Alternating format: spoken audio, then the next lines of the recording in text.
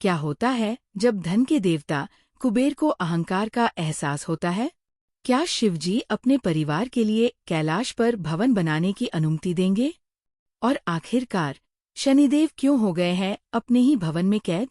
जानिए इन सवालों के रहस्यमय जवाब देवों के देव महादेव के एपिसोड में, जहां धर्म, मोह और भक्ति की भावनाएं टकराती है एक अद्भुत मोड़ पर।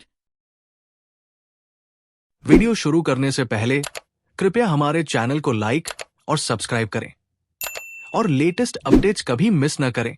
इसके लिए बेल आइकन दबाना न भूलें। अब चलिए वीडियो शुरू करते हैं। कुबेर शिवजी से क्षमा मांगते हैं और कहते हैं कि उन्हें अब समझ में आ गया है कि धन संचय की भूख कभी खत्म नहीं होती। वह शिवजी से एक और अवसर मांगते हैं।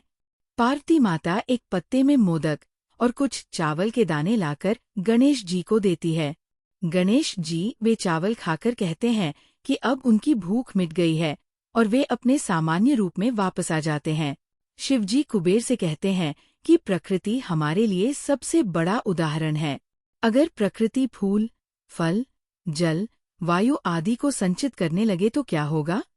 प्रकृति संचय नहीं करती, वह उन्हें देती है जिन्हें आवश्यकता होती है। वैसे ही धन का उद्देश्य आवश्यकता की पूर्ति करना है। जिनके पास आवश्यकता से अधिक धन है, उनका ये दायित्व है कि वे संसार में संतुलन बनाए रखें और जरूरतमंदों की सहायता करें। कुबेर गणेश जी से भी क्षमा मांगते हैं और कहते हैं कि उन्हें अपनी गलती का एहसास हो गया है।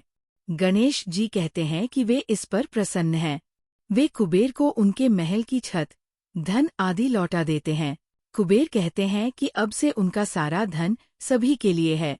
शिवजी उन्हें आशीर्वाद देते हैं कि उन्हें भी गणेश जी के साथ पूजा जाएगा। कुबेर कहते हैं कि जो भी गणेश जी की पूजा करेगा, उसे शुभ के साथ साथ लाभ की भी प्राप्ति होगी। सभी गणेश जी की जय जयकार करते हैं। पाताल लोक में सुमाली अपने पिता विप्रचित्ति के साथ हुंड का स्वागत करता है।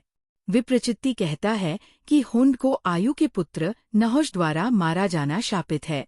सुमाली कहता है कि हुंड तभी मारा जा सकता है जब नहुष अशोक सुंदरी से विवाह कर ले।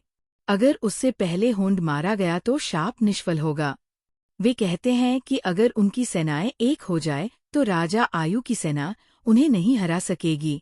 असुर कहते हैं कि वे युद्ध के लिए कोई रणनीति सोचेंगे। वे वहां से चले जाते हैं। सुमाली कहता है कि वह ये सब रावण को वापस लाने के लिए कर रहा है, जो पूरी तरह शिव भक्ति में लीन है। कैलाश में मूषक गणेश को कपड़े से ढके हुए मोदक दिखाता है, जो मेनावती माता द्वारा लाए गए थे। वह पूछता है कि इन्हें कब तक ऐसे ही रखा जाएगा? गणेश कहते हैं कि जब उनका भवन बनेगा, तब वे इन मोदकों को उसमें रखेंगे।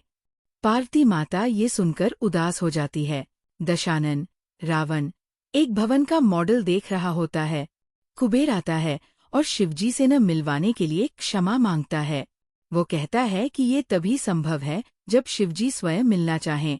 उसकी भक्ति उसे कैलाश तक ले जाएगी और वह भवन भी बनाएगा। कुबेर कहता है कि इसका मतलब है उसने अभी तक शिवजी को समझा नहीं है। विवाह से पहले वह और विश्वकर्मा मिलकर उन्हें भवन बनाने को कह चुके हैं। यहाँ तक कि माता पार्वती भी उन्हें नहीं बदल सकी। उसे चेतावनी देता है कि शिवजी को नाराज मत करना। पार्वती उदास है और देखती है कि कार्तिकेय, अशोक सुंदरी और गणेश खेल रहे हैं। शिवजी भी वहां आ जाते हैं।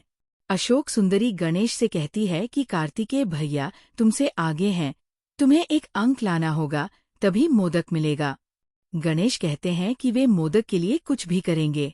शिवजी और पार्वती के बीच टेलीपैथिक वार्तालाप होता है। शिवजी कहते हैं कि उन्हें पार्वती को दुखी देखकर अच्छा नहीं लगता। पार्वती कहती है कि वह जितना भी प्रयास करें, भवन का विचार बार बार उनके मन में आता है। शिवजी कहते हैं कि ब्रह्मा, विष्णु और मैं तीनों के अपने अपने उत्तरदायित्व है। मैं वैराग्य का प्रतीक हूँ।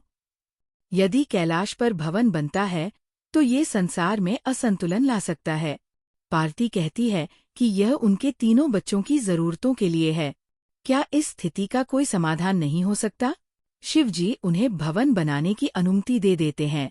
पार्वती आश्चर्यचकित और प्रसन्न होती है। वो कहती है कि वे स्वयं देख लेंगी कि इससे संतुलन बना रह सकता है या नहीं, लेकिन अगर नहीं बना तो वो स्वयं उस भवन को नष्ट कर देंगी। शिवजी कहते हैं कि वह इस निर्णय की घोषणा सभी के सामने करना चाहते हैं और पार्वती से सभी को बुलाने को कहते हैं। वह मन ही मन सोचते हैं कि जब पार्वती इस भवन से इतनी जुड़ जाएंगी तब उसे कैसे नष्ट कर पाएंगी। कार्तिकेय और गणेश एक अंधेरे भवन में हैं। ये शनिदेव का भवन है। शनिदेव वहीं बैठे हैं। उनकी पत्नी उनसे कहती है कि भवन से बाहर जाएं।